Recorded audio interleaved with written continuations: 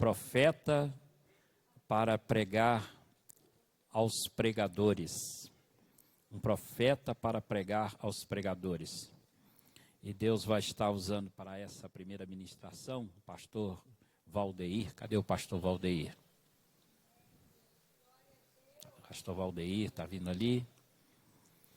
Pedi o pastor Joel para orar pelo pastor Valdeir. Vamos estar agradecendo a Deus por essa palavra que o Senhor vai ministrar o nosso coração através da vida do pastor Valdeir. Amém. Aqui está, Senhor, o teu servo. E eu tenho certeza, Senhor, que ele será canal da tua palavra, Senhor, para trazer a mensagem ao nosso coração, Senhor. Senhor Deus, esteja usando, Senhor, conforme a tua vontade, Senhor. Assim como já falou para ele, fale conosco também, Senhor. Esteja, Senhor, movimentando, Senhor, tudo aquilo que ele vai estar dizendo para nós, Senhor. Que não seja ele, mas seja o teu Espírito Santo. Nós o abençoamos, Senhor, com toda sorte de bênção, na certeza, Senhor, de que ele será um canal da tua bênção, no nome santo de Jesus. Amém e amém.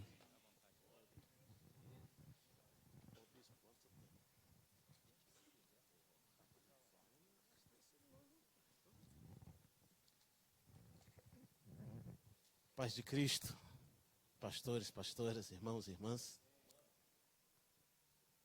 As pernas ainda estão tremendo, porque quando recebi o telefonema lá do pastor Bruno, falei, Jesus, tem misericórdia de mim. Mas uma das coisas que eu escutei de uma pessoa foi, se você pensar em você, você não faz nada. Coloca Deus na frente, que as coisas vão acontecer. Sou grato ao bispo Roberto.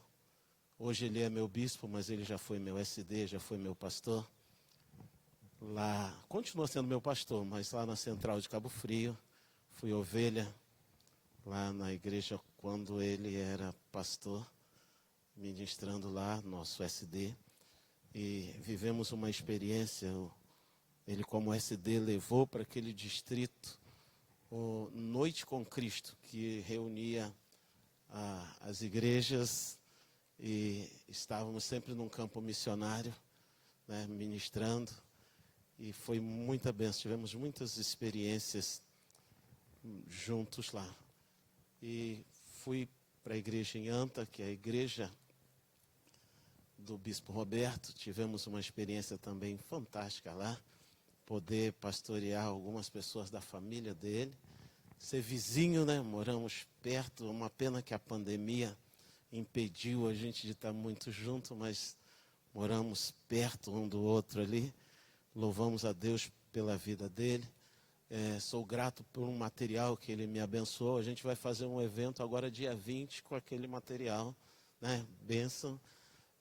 Então ele sempre investindo na nossa vida. Eu glorifico a Deus. E eu quero trazer, né, uma reflexão no capítulo 13 do livro que nos foi desafiado a ler. Precisa-se um profeta para pregar aos pregadores. Talvez seja a coisa mais difícil, e o que eu vou falar, vários de vocês já falaram aqui, pregar para pastores. Porque nós achamos que sabemos tudo, mas nós como pastores achamos que sabemos tudo. E ainda temos um olhar crítico para aquele que está ministrando, para aquele que está pregando. E a gente precisa ter esse tempo de busca, para que a gente possa entender que somos simplesmente mais um nessa caminhada. E eu quero compartilhar um texto que está em Mateus capítulo 3, do verso 1 até o verso 8, depois Mateus capítulo 11, versículo 11.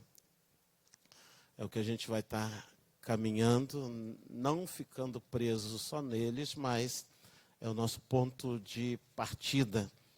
E eu gostaria de ler, né, juntamente com os colegas, pastores e pastoras, e está meditando um pouquinho nesse texto. E ele diz assim, Mateus 3, do 1 ao 8.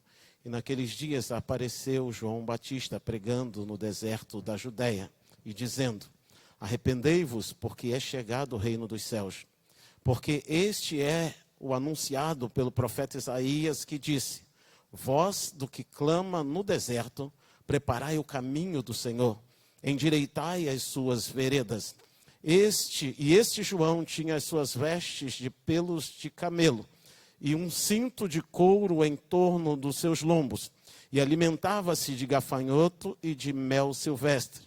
Então ia ter com ele Jerusalém e toda a Judéia e toda a província adjacente ou circunvizinha do Jordão. E eram por ele batizados no rio Jordão, confessando os seus pecados.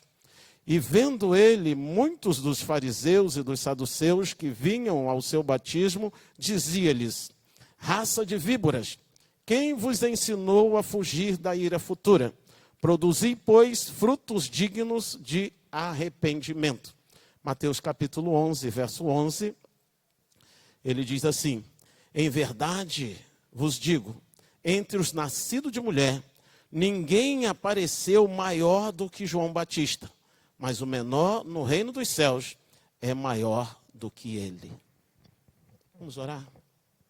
Senhor, somos gratos pela tua palavra. Nós sabemos que a palavra é do Senhor e é ela que vai produzir em nós os frutos que o Senhor tem.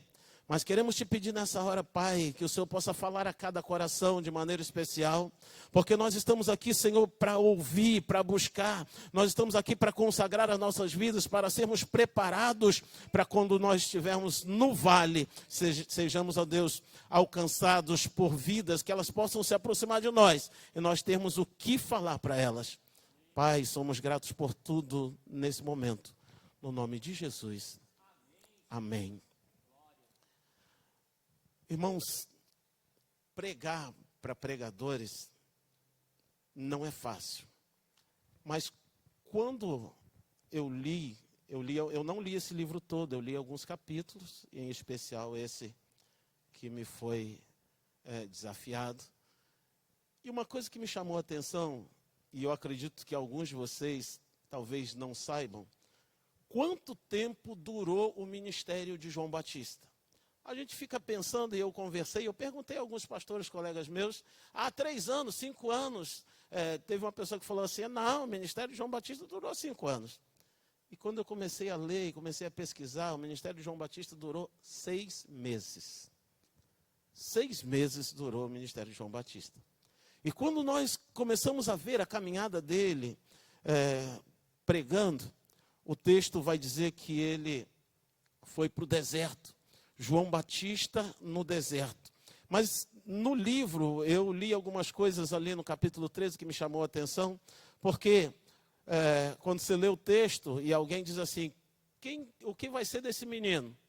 E alguém diz assim, ele vai ser grande. E João Batista, ele veio não para ministrar muito tempo, mas ele veio para ser uma referência.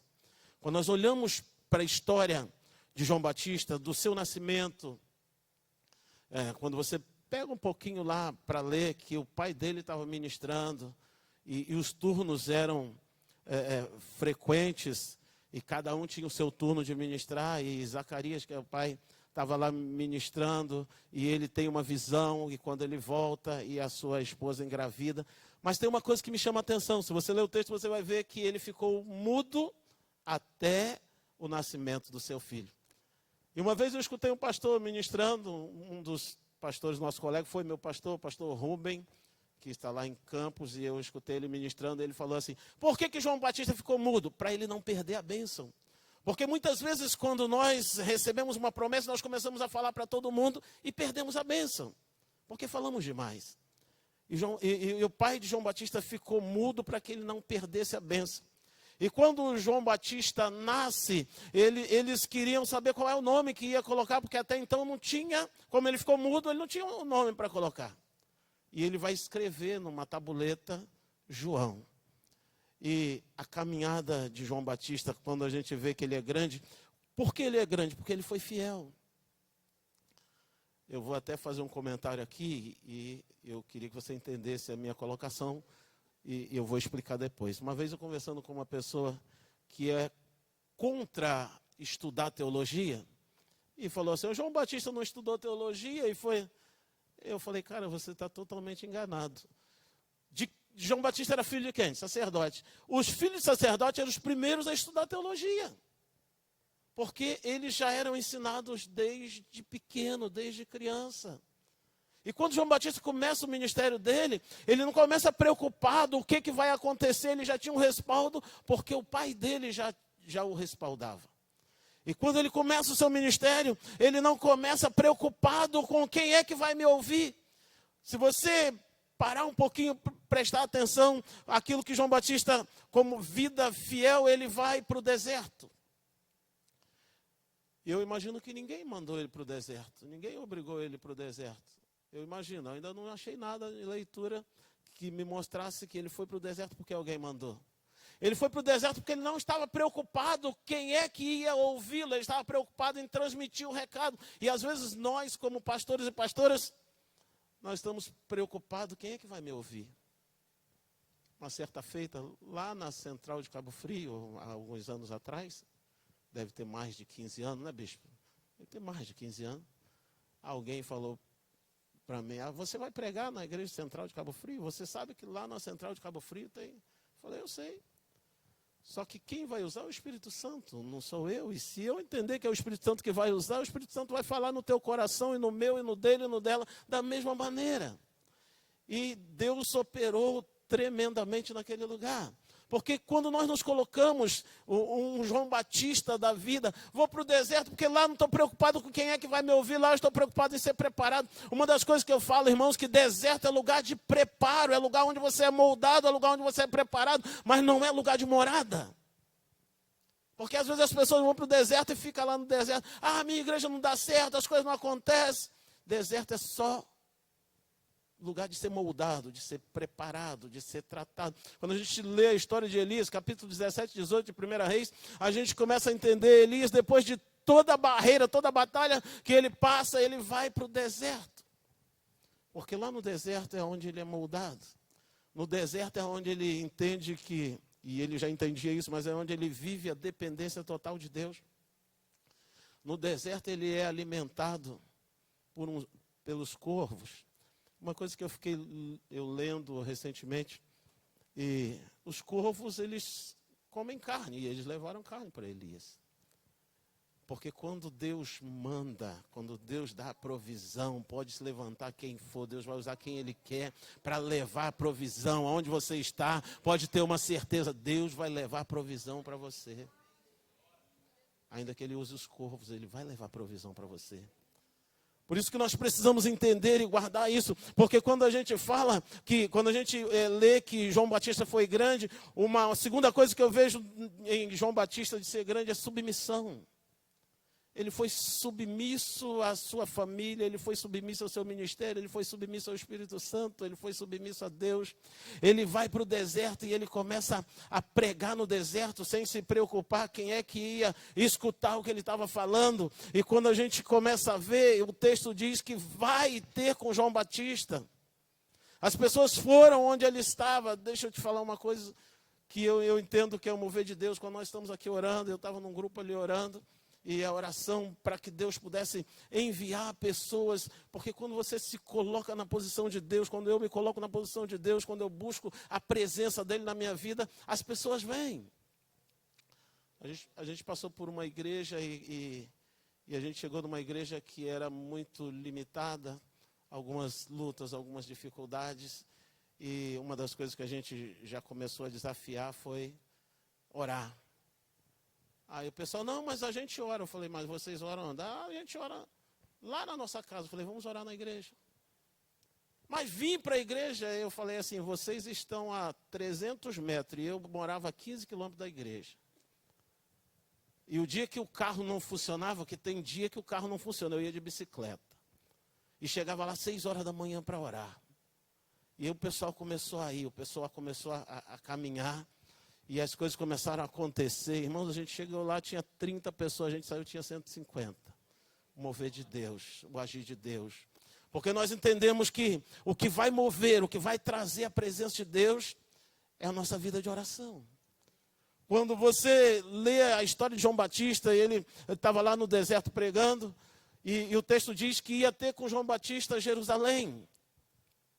Jerusalém era a classe mais alta da sociedade naquela época. Não era João Batista que ia lá na casa de um e de outro. Vamos lá, vem cá porque eu quero pregar para você. Não, as pessoas sabiam que ele estava pregando e iam até João Batista para ouvir o que ele estava falando, para ver a ministração na vida dele, aquilo que Deus derramava sobre a vida dele. E ele mostrava para as pessoas e elas se arrependiam. O texto diz que elas confessavam seus pecados e eram batizados. Agora, todo movimento gera curiosidade. Todo movimento gera curiosidade. Quando a gente entende, e aí eu falo de mais uma afirmação na vida de João Batista. Perguntaram para ele, você é o Cristo? Ele falou, não.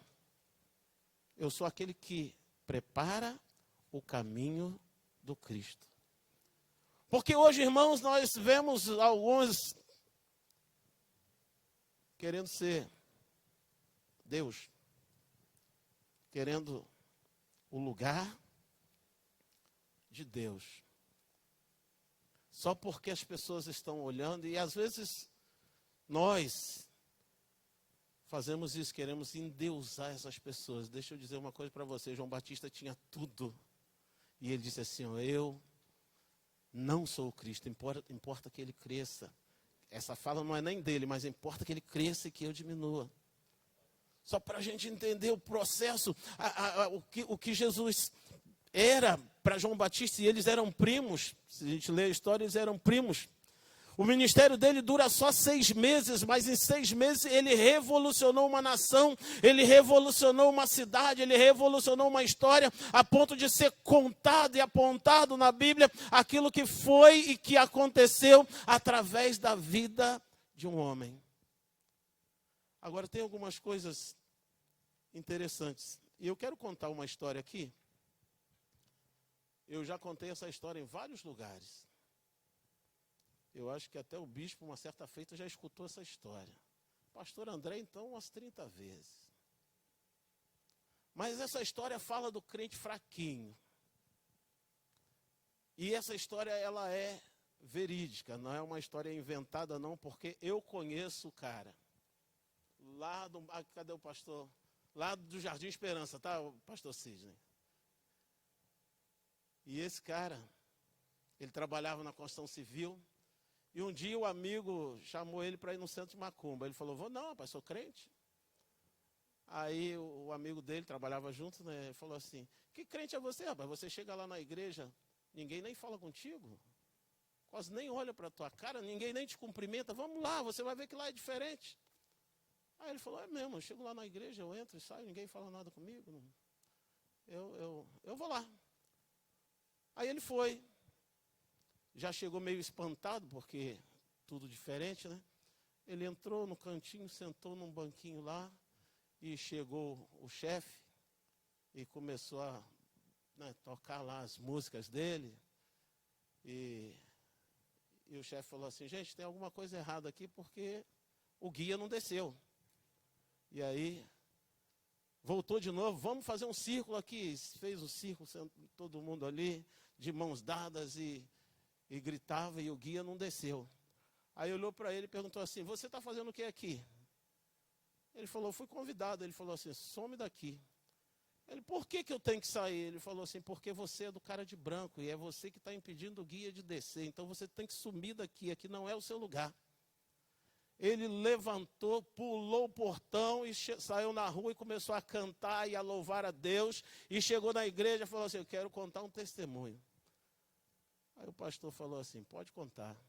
Ele contou toda essa história que eu falei, e aí ele falou assim, deixa eu dizer uma coisa para vocês. Se eu, crente fraquinho, crente que ninguém dá importância. Fui lá no terreiro do inimigo e impedi o demônio de descer na casa dele, no lugar dele. Imagina o crente que ora, o crente que jejua, o crente que lê a palavra, o crente que se envolve na obra de Deus. Qual a autoridade que ele não tem contra toda a hoste espiritual do mal? Quando nós entendemos isso, irmãos, quando nós vivemos isso, a nossa vida de oração e de jejum, o inimigo não tem como resistir, porque Deus ele vai estar sempre com cada um de nós. É promessa da palavra dele. Ele, quando ele chamou a minha vida e a sua vida, ele chamou para um propósito. E às vezes nós queremos o propósito, mas não queremos viver o que ele tem separado para nós. Nós até queremos a igreja grande, mas nós não queremos ir na igreja orar. Muitos de nós. A gente está essa semana, vou só contar para vocês aqui, né? A gente tem um propósito lá na Igreja Central em Campos. Toda semana que antecede a ceia, a gente tem oração 6 da manhã, todos os dias, na semana que antecede a ceia. Tem dia que eu estou lá sozinho, porque o desafio, né, é difícil, a gente chama as pessoas, mas a gente está lá orando na semana que antecede a ceia. Hoje, 6 horas da manhã, eu estava lá, voltei em casa, tomei um banho, me arrumei, vim para cá. Amanhã não vou estar, mas tem uma equipe que vai estar lá orando, e a partir de quarta-feira a gente vai estar lá 6 horas da manhã, orando pelo mover de Deus. Aí me perguntaram assim, pastor, não posso orar em casa? Eu falei, pode. Mas se você ler 2 Crônicas, capítulo 7, verso 15, Deus diz assim, agora estarão atentos os meus olhos, e agora estarão fixos os meus olhos e atentos os meus ouvidos à oração que se fizer neste lugar. No templo, se você ler 2 Crônica, a gente repete muito o verso 14, principalmente na pandemia, qualquer lugar que você ia, se o meu povo que se chama pelo meu nome se humilhar, a gente escutava muito isso. Mas se você começar a partir do verso 1, a gente vai entender um projeto de Deus, porque no capítulo 6, Salomão está orando. Ele começa orando em pé, depois de joelho, depois prostrado, deitado. E aí, quando chega no capítulo 7, o texto diz que a glória de Deus enche o templo. E quando a glória de Deus enche o templo, Deus começa a responder Salomão. E o verso 14 já é uma resposta de Deus para Salomão, daquilo que ele estava orando. Só que no verso 15, Deus está falando a oração que se fizer neste lugar. O verso 16, ele diz assim, porque eu escolhi e consagrei essa casa para que o meu nome esteja adorado, seja exaltado para todo sempre. Quando a gente entende isso e a gente começa a voltar para isso, vamos para a igreja orar. Eu escutei um testemunho de um camarada, é um pastor aí de mídia, é um negão, Genival Bento o nome dele. Não sei se alguém já escutou. E ele contou o testemunho dele que ele estava na igreja orando e alguém chegou para ele e falou assim, a sua filha morreu. E aí ele foi lá no hospital e pegou a filha, porque naquela época não tinha muito esse negócio de tem que ir lá. Ele já pegou a filha nos braços, já ia na casa do carpinteiro para fazer o caixão lá, né? E quando ele ia passando em frente à igreja, Deus falou com ele, vai para casa fazer o quê? Volta para onde você estava orando. E ele volta para a igreja, ele coloca a menina no banco, deitada, dobra o joelho, levanta as mãos e começa a orar. E ele está orando fervorosamente, de repente ele escuta a menina dizer assim, papai, estou com sede. E ele começou a glorificar a Deus, a adorar e exaltar a Deus. Porque quando nós colocamos nas mãos de Deus, Deus vai fazer. Mas nós queremos fazer do nosso jeito. Pode até dar certo do nosso jeito, mas vai ser temporário. Quando é do jeito de Deus, é permanente.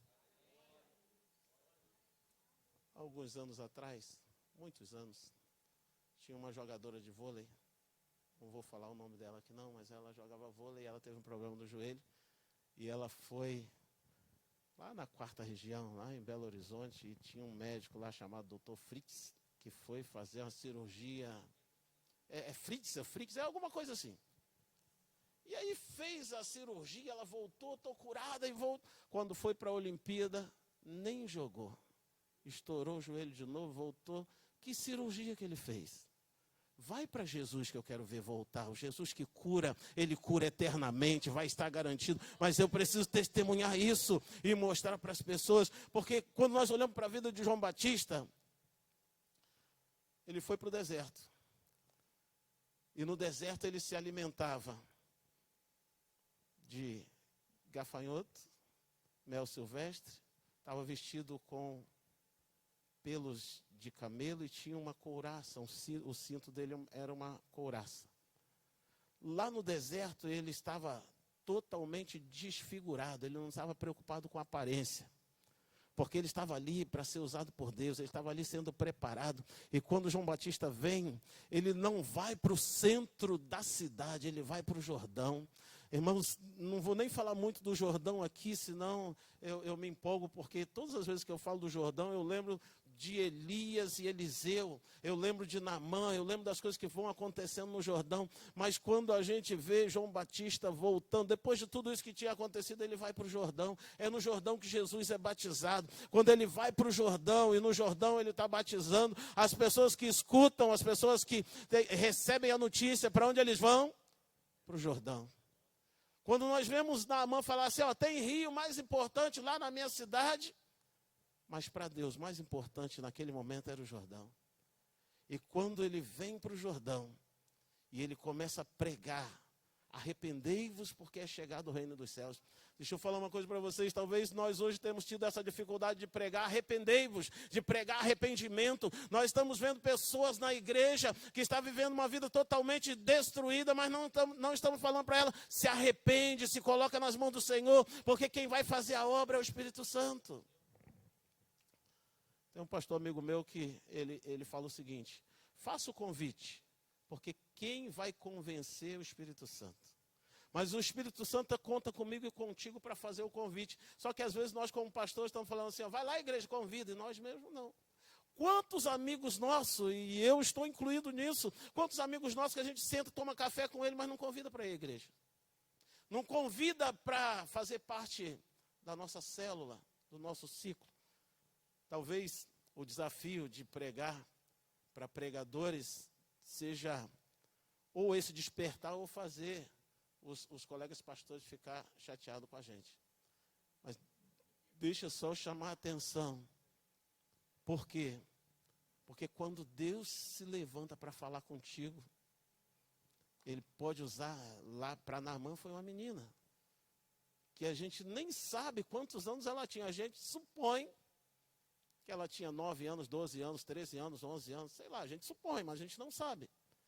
Mas falou para ele, se você conhecer o Deus que eu sirvo e o profeta que está lá, você pode ser curado. E eu e você somos convidados para fazer a mesma coisa, se levantar. E tem uma frase de Wesley que é tremendo, que ele diz assim, eu só me colocava em chamas e o povo vinha me ver queimar. E quando o povo vem te ver queimar, ele é contagiado.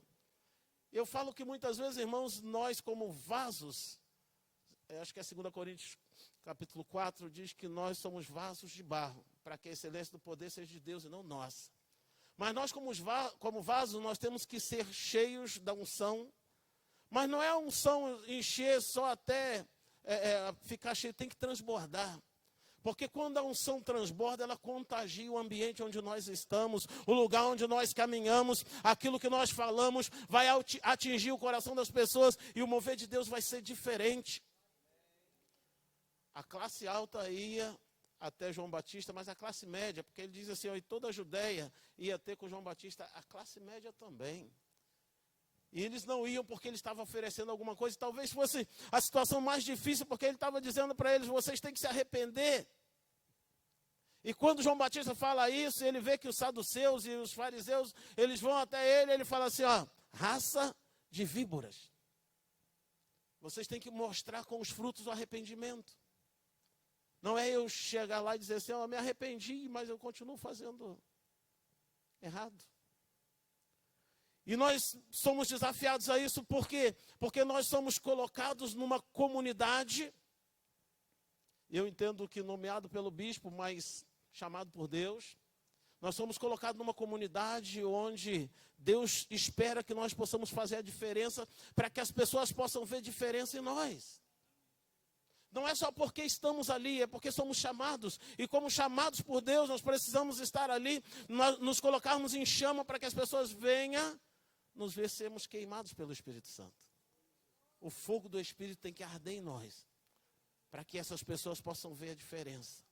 Irmãos, quando a gente lê ali a história de João Batista, ele não colocava a mão nos enfermos, eles eram curados. Você não vê isso na história dele. Ele não oferecia, vem cá que se você der 100, você vai ganhar 1000. Você não vê isso na história dele. Pelo contrário, ele fala assim, se converta, se arrependa, muda de vida, seja transformado. Não é só você ser batizado, é você mostrar com os seus frutos a diferença. E aí o texto diz que ia ter com ele também toda a província adjacente do Jordão, ou toda a circunvizinhança, tem uma versão que vai falar nesse sentido. E aí eu falo que é a classe mais baixa, a classe pobre. E ele não tinha, vieram os ricos, agora deixa os pobres de lado. Uma vez eu escutei um pastor falar de uma ovelha, né? Não vou visitar ela não, porque o dízimo dela é só R$100. Vou visitar fulano que o dízimo é R$1.200. Aí o fulano saiu, os R$1.200 foi embora. Quem continuou foi lá, os que eram de 100. João Batista não tinha isso. Ele não estava preocupado com isso, ele estava preocupado que as pessoas se arrependessem, e talvez seja esse o exemplo, talvez não, certamente esse é um exemplo que tem que ser para nossas vidas. Para que eles possam ver o Cristo que habita em mim. Paulo fala isso em Gálatas 2:20, não mais vivo eu, mas Cristo vive em mim. A gente precisa entender isso, e quando ia os da periferia, quando ia a classe ralé, e eu falo isso porque eu escutei de um pastor, Deus não faz acepção de pessoas, mas Deus faz acepção de atitude. E só quero exemplificar, e eu estou quase terminando, eu quero exemplificar. Capítulo 11 de João, a história da ressurreição de Lázaro. Quando você lê que uma das irmãs de Lázaro foi até Jesus, Marta, e ela, estou só fazendo uma ilustração, uma caricatura, ela coloca o dedo em riste para Jesus e diz assim, se o Senhor tivesse aqui, meu irmão não teria morrido. Aí Jesus pergunta para ela, cadê a sua irmã? Vai chamar. E ela volta e vai chamar a irmã. E a irmã, e ela fala para a irmã, o mestre está aqui e te chama. E a irmã Maria vai ao encontro de Jesus. Maria fala as mesmas palavras que Marta falou. Só que uma atitude diferente. Maria se prostra. Ela segura nos pés de Jesus. E fala para ele, se o Senhor estivesse aqui, meu irmão não teria morrido. E Jesus faz uma pergunta para ela. Onde o colocaram? E Jesus chora. João 11:35 diz que Jesus chorou na atitude de Maria. Ainda que antes ele tinha falado para Marta, eu sou a ressurreição e a vida, aquele que vive e crê em mim nunca morrerá, e aquele ainda que esteja morto viverá. Ele fala para Maria, onde é que colocaram? E ele vai chorando junto com Maria até o túmulo de Jesus, até o túmulo de Lázaro. Ele não faz acepção de pessoas, todos são iguais para ele, mas ele faz acepção de atitudes. A minha e a sua atitude diante dele vai contar de uma maneira diferente. Por isso, quando a gente chega no capítulo 11 de Mateus, Jesus está ensinando para os discípulos e para aqueles que estão ali em volta dele. E ele vai dizer para eles, olha, dos nascidos de mulher, não tem ninguém maior do que João Batista. Irmãos, é tão forte, porque quando ele fala dos nascidos de mulher, Jesus também nasceu de uma mulher. E ele ainda coloca João Batista nesse texto, não é que João Batista seja maior que ele, mas nesse contexto e nesse texto, ele diz, não tem ninguém maior do que João Batista. Só que ele vira para os discípulos e diz assim, ó, e aquele que me segue, aquele que me serve, aquele que está envolvido comigo, ele, mesmo sendo o menor dos meus discípulos, é maior do que João Batista. Sabe quem é maior do que João Batista? Você. Você que é servo e serva de Deus. Você que conhece esse Jesus, que está envolvido nessa obra. maior do que João Batista. O ministério de João Batista durou 6 meses, o seu já está 2, 3, 10, 15, 20, 30 anos, 40 anos de ministério. Porque o chamado de Deus na tua vida não é só para 6 meses, é para que enquanto você viver, você seja instrumento nas mãos de Deus. Aleluia. Para a glória dele. Porque o chamado dele na minha e na tua vida não tem fim. Uma vez conversando com o bispo Carlos Alberto e falando sobre a aposentadoria, eu falei: bispo, eu não penso em me aposentar. Ué, como assim? Eu falei: não penso em aposentadoria. Eu sei que com 70 anos a igreja diz assim, ó, você tem que se aposentar. Amém. Mas eu não tenho que parar porque me aposentei. Eu posso continuar pregando. Aonde for chamado, ganhando almas. Eu aprendi com uma pessoa, você vai no supermercado, você pode evangelizar o caixa de supermercado, e isso eu não preciso ser pastor para isso, eu só preciso estar envolvido nisso. E como pastor é mais gratificante ainda. Essa semana eu tive uma experiência fantástica. Eu fui na loja de peça comprar peça para o meu carro, e conversando com o rapaz lá da loja de peça, ele falou, contou uma história dele lá, e ele falou assim: não, mas eu sou católico lá da... Falei: não tem problema não, rapaz, Deus não está preocupado nem com católico, nem com batista, nem com metodista, Deus está preocupado com vidas.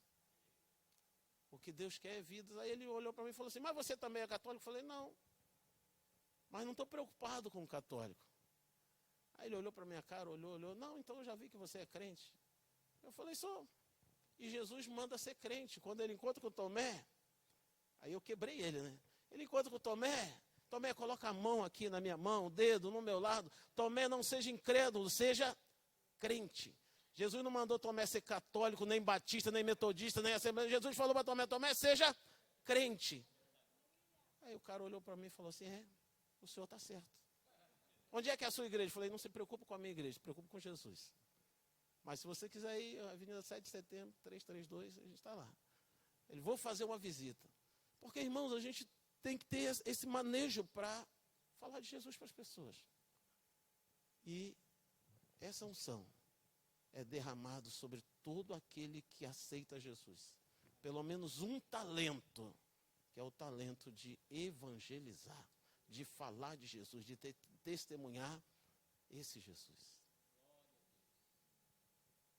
Amém? Até aqui o Espírito Santo mandou, se eu falar mais eu vou estar ultrapassando. Mas eu gostaria de orar. Posso, bispo? Posso? Se você quiser se colocar de pé. Se você quiser se colocar de pé, se você quiser permanecer assentado, esteja à vontade. Esses dias lá na igreja me falaram: pastor, pode orar sentado? Eu falei: tinha 120 lá no Pentecostes sentado no chão e o Espírito Santo encheu o lugar. Mas por que não pode orar sentado? Oh Deus, Tu és santo, Pai, Tu és poderoso, Tu és o Rei, Tu és o Senhor sobre todas as coisas. Deus, nós aprendemos que o Senhor primeiro fez lugares para depois fazer pessoas. E colocou as pessoas nos lugares os quais o Senhor conta. O Senhor sempre deu uma missão para aqueles que o Senhor chamou.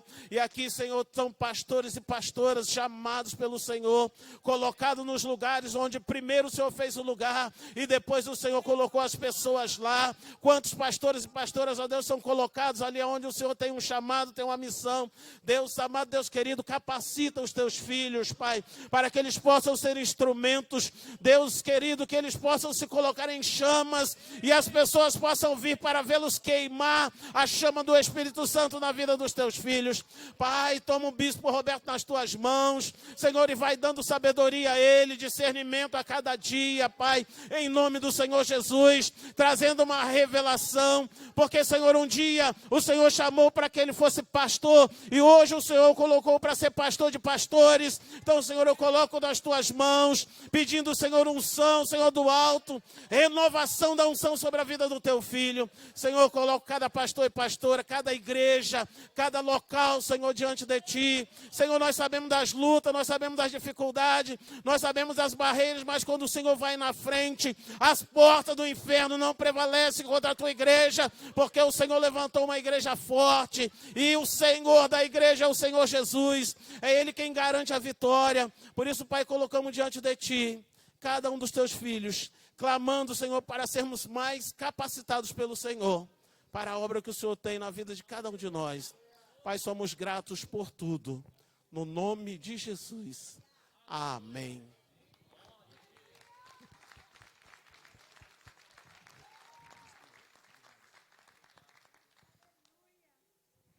Glória a Deus, louvado seja Deus por essa palavra do Senhor ministrada à nossa vida pelo pastor Valdeir, que Deus continue usando a vida do pastor, seu ministério, continue falando ao nosso coração, né?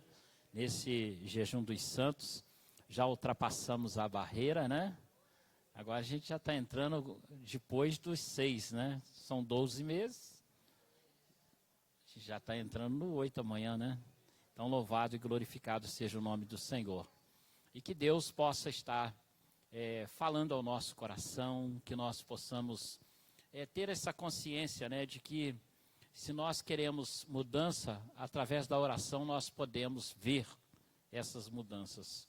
Seja na nossa vida, eu espero que Deus já tenha feito muito na sua vida, Ele tem feito muito na minha, né? Seja na igreja, Ele também tem feito, né? Seja no dia a dia, seja nos desafios que a gente tem, nas lutas. Nem tudo está perfeito e nunca vai estar 100% perfeito. Por isso a gente tem que continuar orando, né? Mas vai melhorar. Hora que melhora, né? Não é a frase? E nós sabemos disso, que vai melhorar. Nós vamos ter uns 5 ou 10 minutinhos para você ter um intervalo, beber uma água, ir no banheiro. Deve ter algum cafezinho ali, né, César, para quem quiser cafezinho. E aí a gente volta para dar continuidade ao nosso momento aqui de oração, de intercessão, de ministração. Amém? Vamos fazer isso? Então, uns 5 a 10 minutinhos e voltamos.